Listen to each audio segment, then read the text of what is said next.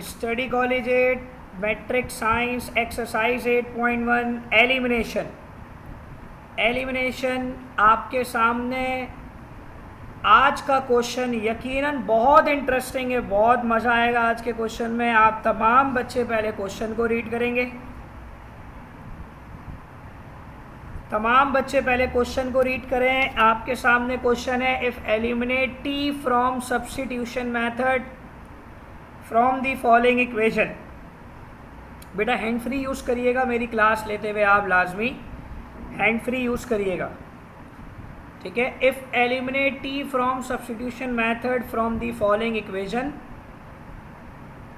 आपको टी को एलिमिनेट करना है, लेकिन आज आखिरी सवाल सब्स्टिट्यूशन मेथड का हो रहा है और आज का ही दूसरा सवाल कंपैरिजन मेथड का होगा। आज का दूसरा सवाल कंपैरिजन मेथड का होगा। ये आपके सामने सबसे पहले क्वेश्चन मौजूद है और ये क्वेश्चन है जनाब आपके सामने। ये इक्वेशंस देखकर आपको क्या आइडिया हो रहा है, जल्दी से बताइएगा। शाबाश, किस चीज़ की याद आ गई आपके सामने? ये इक्वेशंस आप सब ने देखी हैं?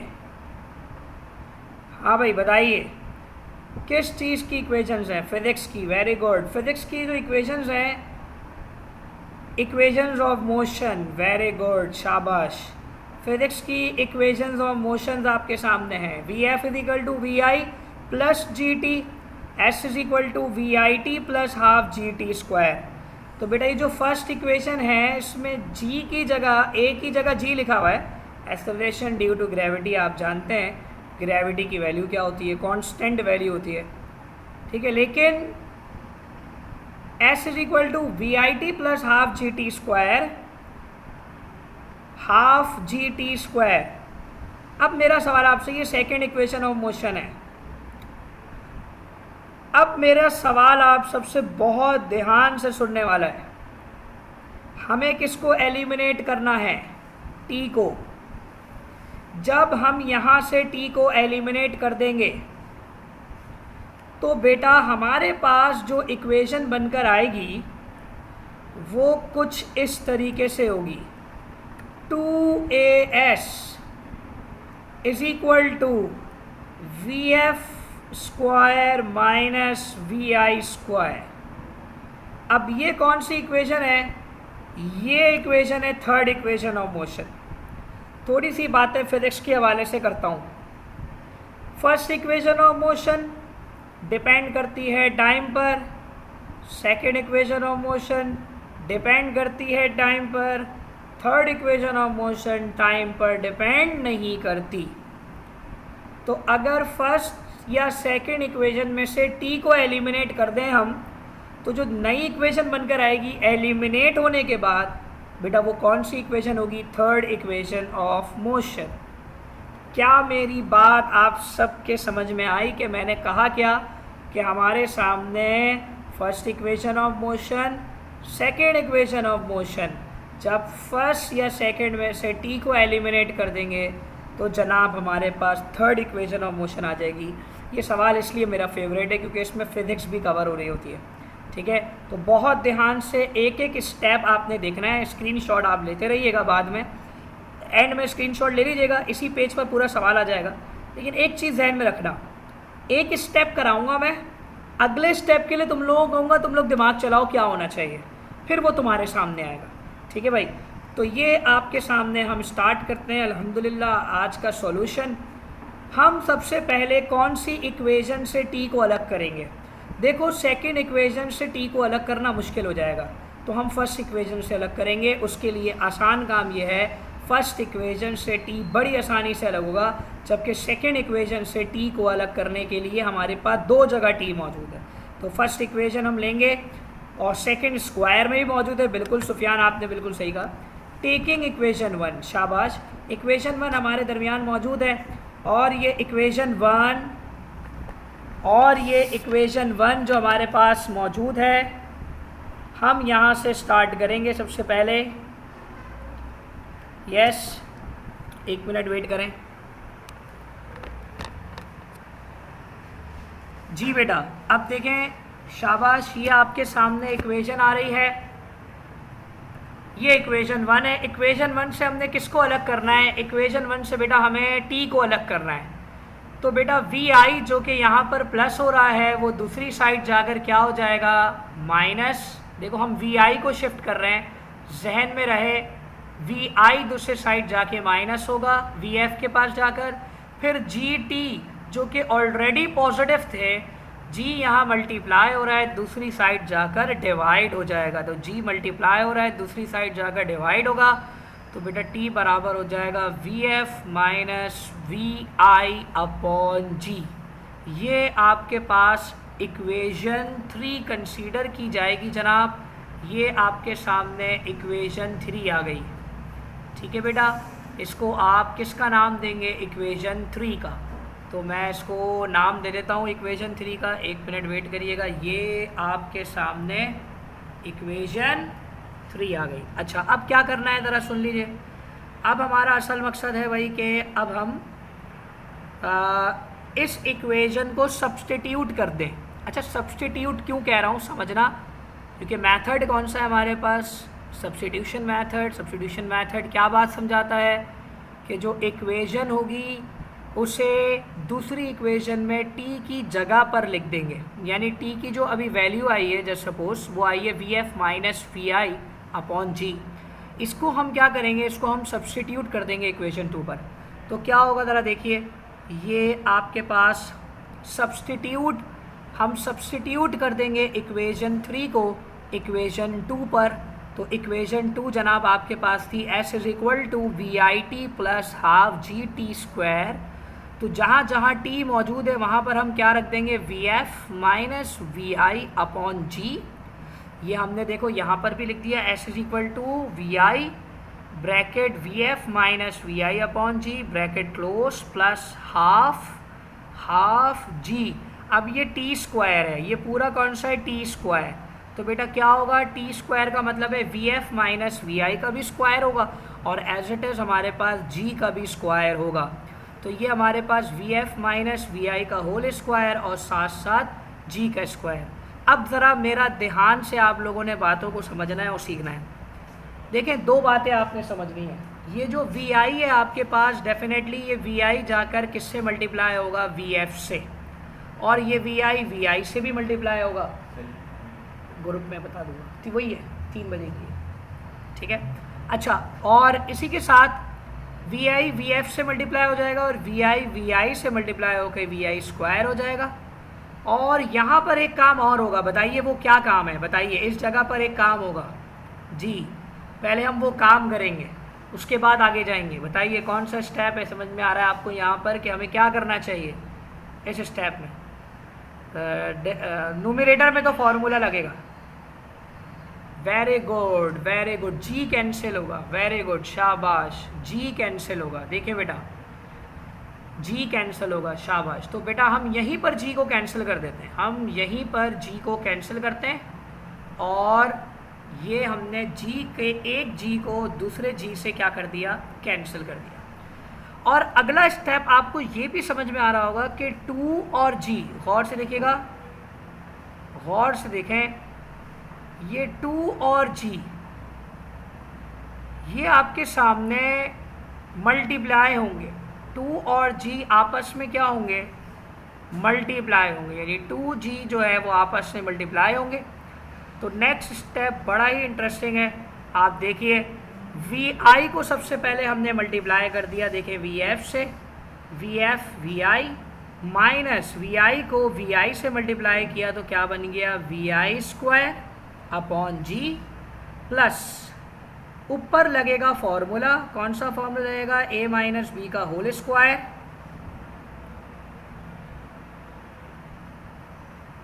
V f square. बेटा ब्रैकेट मल्टीप्लाई नहीं होता, सिर्फ 2g डिनोमिनेटर से मल्टीप्लाई होता है, न्यूमरेटर से मल्टीप्लाई होता है। और ये जो vi है ये सिर्फ न्यूमरेटर से मल्टीप्लाई होगा, डिनोमिनेटर से नहीं होगा। ठीक है बेटा, तो दोबारा देखिए, हमने ऊपर लगाना है फॉर्मूला। फॉर्मूला क्या है? A square minus 2ab plus B square, A square minus 2ab plus B square. आपका ए वी एफ है और बी आपका वी आई है। ठीक है बेटा, अब ज़रा बताइए अगला स्टेप आपके जहन में क्या आ रहा है? क्या होना चाहिए अगला स्टेप? आप लोग डेरिवेशन बहुत करते हैं, आप लोग मैथमेटिक्स के चैम्पियन हैं माशाल्लाह से। आप लोग बताएंगे कि नेक्स्ट स्टेप क्या समझ में आ रहा है। शाबाश, एक बच्ची ने आंसर दे दिया इसका, very good very good Bilal Naved, very good. अगला स्टेप है बेटा एलसीएम। नहीं बेटा, कैंसिल नहीं होगा, नीचे वाले नंबर्स का हम एलसीएम लेंगे। गौर से समझिएगा, ये एलसीएम का स्टेप आने वाला है अगला। थोड़ा सा हम फिर इक्वेशन 1 से एक दफ़ा जल्दी से रिकॉल करें, कुछ बच्चों ने अभी ज्वाइन किया है। हमारे पास यहाँ इक्वेशन 1 है, इक्वेशन 1 हमने ली है। इक्वेशन 1 से हमने टी को अलग किया है, तो बहुत आसानी से टी अलग होगा। वी आई यहाँ प्लस हो रहा है, वहाँ जाके माइनस हो जाएगा, वी एफ माइनस वी आई, और जी यहाँ पर मल्टीप्लाई हो रहा है, दूसरी जगह पे जाके डिवाइड हो जाएगा, तो V F minus we I upon G. ये टी अलग हो गया, ये इक्वेशन 3 बन गई। इक्वेशन 3 को सब्स्टिट्यूट कर देंगे इक्वेशन नंबर 2 में। तो इक्वेशन नंबर 2 में दो जगह पर टी मौजूद है, एक टी वी आई के साथ मौजूद है और एक टी टी स्क्वायर के साथ मौजूद है। दोनों जगह पर बेटा V F minus we I upon G लग जाएगा। तो यहाँ पर V F minus we I जो है वो होल स्क्वायर है, और यकीनन वो जी के ऊपर भी स्क्वायर होगा और वो ब्रैकेट के ऊपर भी स्क्वायर होगा। तो जी से एक जी कैंसिल हो गया और वी एफ माइनस वी आई पे फॉर्मूला लग जाएगा। ये 2g आपस में मल्टीप्लाई होकर लिख दिए जाएंगे। अगला स्टेप है एलसीएम का। बहुत ध्यान से एलसीएम का स्टेप देखिएगा। 2g और g के एलसीएम में एलसीएम क्या निकलेगा? 2g। गौर से देखिए, 2g और g के एलसीएम में एलसीएम क्या निकलेगा? 2g। यहाँ का 2 दूसरी साइड जाकर क्रॉस मल्टीप्लाई होगा पूरे ब्रैकेट से, V F we I minus we i square से 2 मल्टीप्लाई होगा, और यहाँ 2g से 2g पूरा कैंसिल, तो ये पूरी चीज़ एज इट इज़ नीचे उतर जाएगी, इसमें कोई भी चीज़ मल्टीप्लाई नहीं होगी। ये जो 2 ब्रैकेट के बाहर मौजूद है ये अंदर दोनों से मल्टीप्लाई होगा, 2vf माइनस 2vi स्क्वायर। अब अगला स्टेप गौर से देखिए, कोई एक चीज़ न्यूमरेटर में कैंसिल होती हुई नज़र आ रही है, ज़रा गौर से देखिएगा, कोई एक चीज़ कैंसिल होती हुई नज़र आ रही है, वो कौन सी चीज़ है कैंसिल होती हुई? सेकेंड लास्ट स्टेप दोबारा क्लियर करें।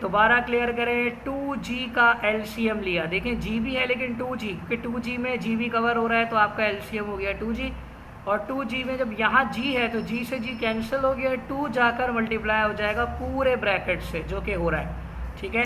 और साथ साथ ऊपर वाली चीज़ इसी तरह नीचे आ जाएगी, शाबाश। 2vf माइनस में 2vf प्लस में कैंसिल हो जाएगा।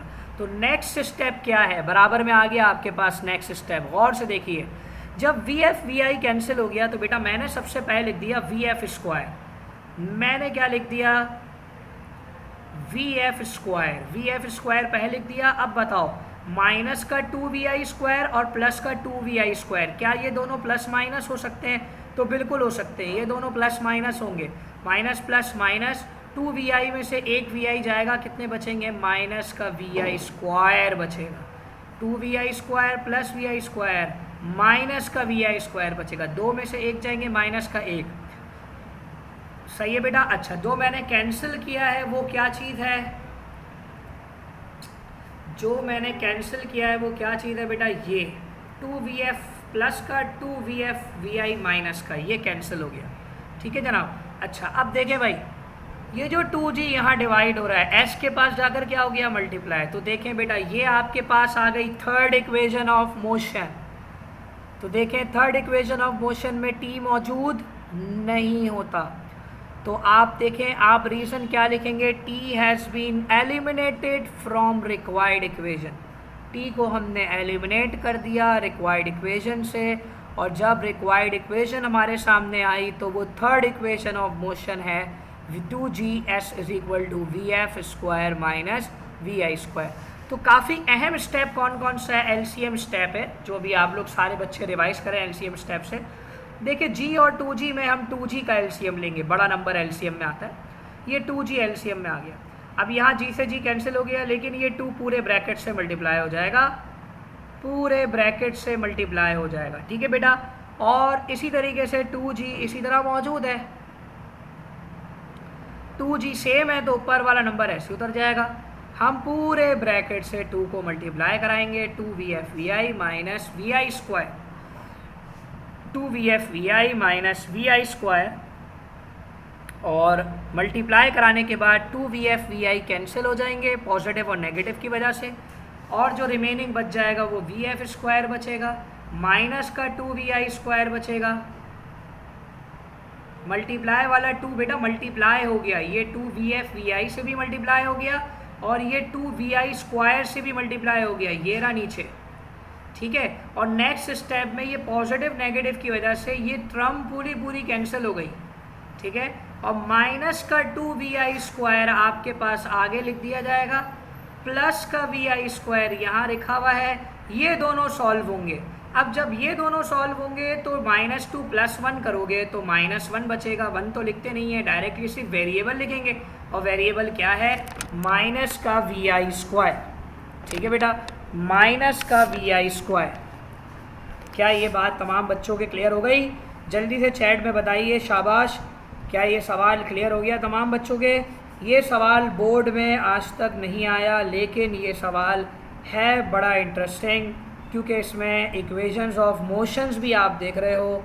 तो कुछ बच्चों का एक सवाल होता है, सर क्या हम फिज़िक्स में भी इस डेरिवेशन को ड्राइव करने के लिए क्या इस पैटर्न को फॉलो कर सकते हैं? क्या हम इस पैटर्न को फॉलो कर सकते हैं, सवाल ये है। तो बेटा हम इस पैटर्न को फॉलो नहीं कर सकते फिज़िक्स में, ठीक है।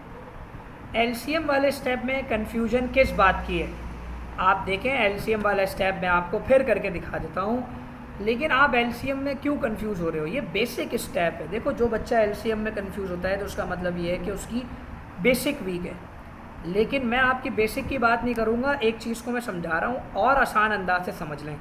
अब मैं बच्चों वाले अंदाज से समझा रहा हूँ, उस बच्चों वाले अंदाज से समझ लें, सारे एलसीएम वाले स्टेप को उस लिहाज से समझ लें। देखें जी और 2G का एलसीएम क्या आया, 2G। 2G यहाँ पर भी लिख दें,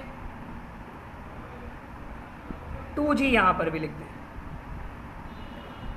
सही है। जो एलसीएम निकला है उसको दोनों जगह लिख दें। G से G कैंसिल हुआ और 2 जाकर मल्टीप्लाई हो गया इस पूरे से। यहाँ 2G पूरा कैंसिल, ऊपर वाला नंबर ऐसे उतर गया। अब ये जो 2 लिखा है ये मल्टीप्लाई होगा तो दोनों से होगा, तो 2VF VI और 2VI स्क्वायर, और बाकी ऊपर वाला नंबर ऐसे उतर गया। आगे का काम खुद ब खुद आपका कैंसिल होता हुआ नज़र आ रहा है, सही है अफान?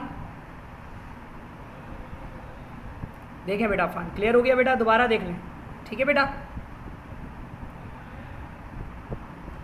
जी मारिया मुगल बोलिए बेटा। बाकी बच्चे स्क्रीनशॉट लीजिए इसका जल्दी से।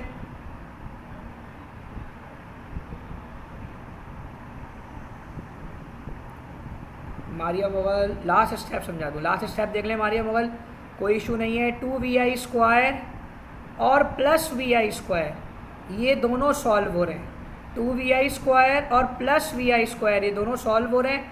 तो बेटा इनको सॉल्व करते हुए क्या होगा कि भाई ये प्लस माइनस हो जाएंगे, माइनस, और 2 में से 1 जाएंगे, माइनस का VI स्क्वायर बचेगा, ठीक है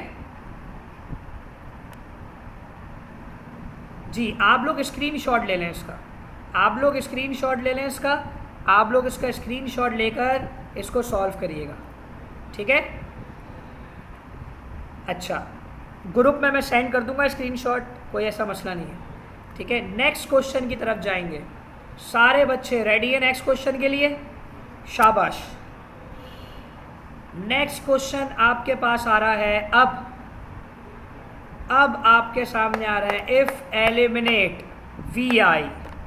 अब नेक्स्ट क्वेश्चन है VI को एलिमिनेट करना है। किसको एलिमिनेट करना है? VI को। If eliminate VI from comparison method, method नया आ गया, इससे पहले मेथड कौन सा था? Substitution method. अब कौन सा आ गया? Comparison method. From the following equation, from the following equation. हाँ भाई ठीक है भाई, कंपैरिजन मेथड आपके सामने मौजूद है। Eliminate VI from comparison method from the following equation. हमारे पास इक्वेशन है और हम इस इक्वेशन से VI को अलग करेंगे। ये आपके सामने 2 इक्वेशंस हैं। कितनी इक्वेशंस हैं? 2 इक्वेशंस, ठीक है बेटा। ये आपके सामने 2 इक्वेशंस हैं और अब हम क्या करेंगे? इन दो इक्वेशंस में से वी आई को एलिमिनेट करें। अच्छा, थोड़ा सा अब आप लोग समझेंगे कि सब्स्टिट्यूशन मेथड क्या होता है और कंपैरिजन मेथड क्या होता है। कंपेयर का मतलब आपने ऐसे समझना है, देखो कंपेयर, दो चीज़ें एक साथ कंपेयर की जाएं। कंपेयर करते वक्त जहन में रखना, लेट सपोज अगर मैं तुम लोग के सामने लिखूं a बराबर है b के और b बराबर है c के, इन दोनों में सेम क्या है? b। तो जब मैं कंपेयर करूंगा तो मैं कंपेयरिंग में सेम चीज़ नहीं लिखूंगा, मैं कंपेयरिंग में सेम चीज़ नहीं लिखूंगा, फिर मैं बोलूंगा a बराबर है c के। कंपेयरिंग में हम सेम चीज़ नहीं लिखते, हम उनको कंपेयर कराएंगे फिर जो कि हमारे पास डिफरेंट होंगी। तो ये बात मैं आपको समझा रहा हूँ, अब समझिएगा सारे बच्चे कि हम क्या करेंगे। सब्स्टिट्यूशन मेथड में क्या करते थे, हम दोनों में से किसी भी एक इक्वेशन से आप क्या करते थे, वी आई को या उस वेरिएबल को अलग करते थे जिसे आपने एलिमिनेट करना है। दोनों में से किसी एक से करते थे और दूसरी जगह उसे पुट करते थे। कंपैरिजन में ऐसा नहीं होता। कंपैरिजन में आप दोनों इक्वेशन में से वी आई को अलग करेंगे और फिर कंपेयर करेंगे। जब दोनों इक्वेशन में से वी आई अलग हो जाएगी तो फर्स्ट इक्वेशन से वी आई अलग होगा, इक्वेशन 3 आ जाएगा। सेकेंड इक्वेशन से वी आई अलग करेंगे तो इक्वेशन 4 आ जाएगा। इन दोनों को हम आपस में कंपेयर करेंगे। तो सवाल का एक बेसिक मेथड मैंने समझा दिया कि वी आई हमें दोनों इक्वेशन से अलग करनी होती है कंपैरिजन मेथड में, जबकि सब्स्टिट्यूशन में आपकी मर्जी होती है, आप किसी भी एक इक्वेशन को लो और वहाँ से वी आई को अलग करो। तो अब तक हमने आसान इक्वेशन को ही पिक किया है और वहीं से टी को, वी आई को, ए को, डिफरेंट वेरिएबल्स को अलग किया। ये आपके सामने फर्स्ट इसका सॉल्यूशन आ रहा है। टेकिंग इक्वेशन 1, सबसे पहले इक्वेशन 1 लेंगे और वी आई को अलग करेंगे। वी आई को अलग करने का सबसे आसान तरीका ये जी टी यहाँ प्लस हो रहा है, वी एफ के पास जाकर क्या हो जाएगा, माइनस हो जाएगा। तो वी आई ऐसी अलग हो गया डायरेक्ट। इस इक्वेशन को हम नाम दे देंगे इक्वेशन नंबर 3। Equation number 3।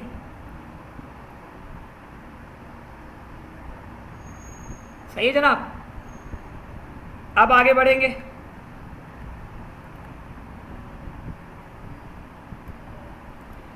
बढ़ेंगे। टेकिंग इक्वेशन 2, यहाँ से हम इक्वेशन 2 लेंगे। अब इक्वेशन 2 खासी मुश्किल है वी आई को अलग करते वक्त, तो बहुत ध्यान से देखना। देखो ये पूरा -1/2 जी टी स्क्वायर, ये माइनस हो रहा है, दूसरी साइड जाकर क्या हो जाएगा, प्लस s प्लस 1/2 जी टी स्क्वायर, ये प्लस हो जाएगा। ठीक है, इतनी बात तो जहन में है। फिर अभी वी आई मुकम्मल तौर पर अलग नहीं हुआ है, यहाँ पर t मौजूद है, t यहाँ मल्टीप्लाई हो रहा है, वहाँ जाकर क्या हो जाएगा, डिवाइड। तो t यहाँ पर मल्टीप्लाई हो रहा है, नेक्स्ट स्टेप में वहाँ जाकर डिवाइड हो गया, पूरे फ्रैक्शन से जाके डिवाइड हो गया। क्या यहाँ तक की बात क्लियर है तमाम बच्चों को?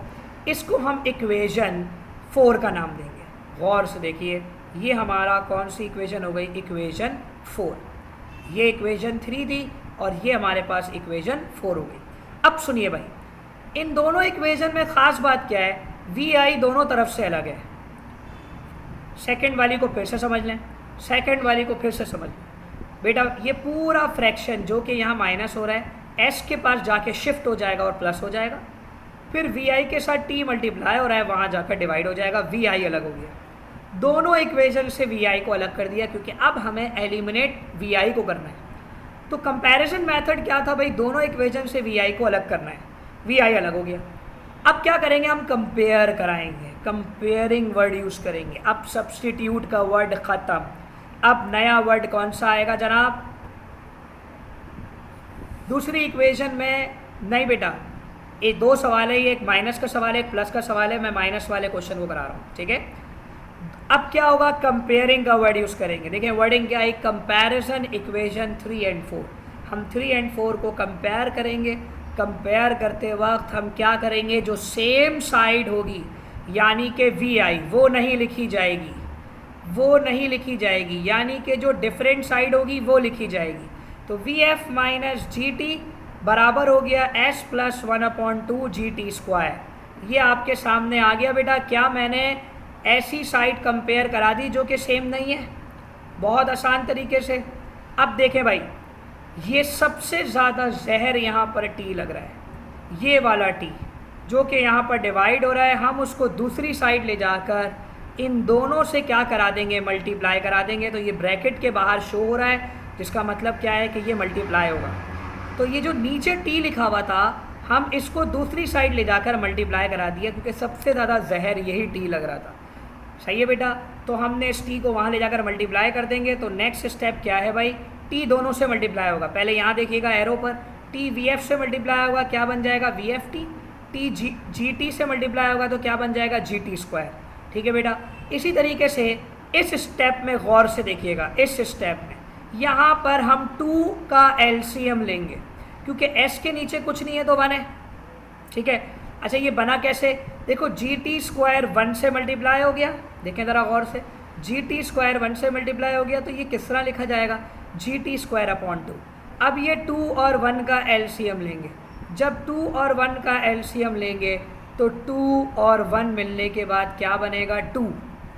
अब क्रॉस मल्टीप्लिकेशन होगी, 2 जाकर s से मल्टीप्लाई होगा, तो 2 जाकर जब s से मल्टीप्लाई होगा तो क्या बन जाएगा, 2s plus g t square upon 2, 2s plus g t square upon 2। यहाँ तक किसी को कोई इशू है? अब देखिए भाई, ये भी 2 यहाँ डिवाइड हो रहा है, दूसरी साइड जाकर क्या हो जाएगा, मल्टीप्लाई।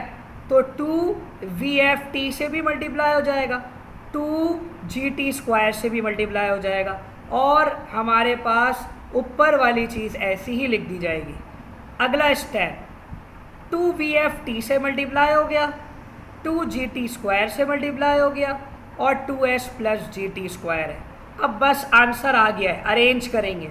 अरेंज करने का तरीका क्या है, -2 जी टी स्क्वायर यहाँ से उठ के राइट हैंड साइड चला जाएगा, ताकि वो जी टी स्क्वायर में जी टी स्क्वायर प्लस हो सके, सेम वेरिएबल है। और 2s जो कि यहाँ प्लस हो रहा है, वहाँ जाकर क्या हो जाएगा, माइनस। तो नेक्स्ट स्टेप हमारा ये है कि हमने 2s जो कि यहाँ प्लस हो रहा है, दूसरी साइड जाकर माइनस कर दिया, माइनस का 2 जी t square right hand side जाकर प्लस कर दिया, 2 जी टी स्क्वायर और जी टी स्क्वायर ऐड हो जाएंगे और ये बन जाएंगे 3 जी टी स्क्वायर। ये आपकी रिक्वायर्ड इक्वेशन आ गई, जहाँ पर हमारे पास वी आई नहीं है, और हम लिख देंगे v i has been eliminated from required equation. हमारे पास से वी आई एलिमिनेट हो गया। तो सारे बच्चे एक दफ़ा मेरा 5.14 का सेंड होगा। आज का जो 2 सवाल थे वो अल्हम्दुलिल्लाह क्लियर है। मैं आज की दोनों क्लासेस की वीडियोस यूट्यूब पे अपलोड कर दूंगा, लाजमी तौर पर आप वहाँ से देख के स्टेप्स को रिपीट कर सकते हैं, ठीक है बेटा। चलिए, ओके बेटा, अल्लाह हाफ़िज़।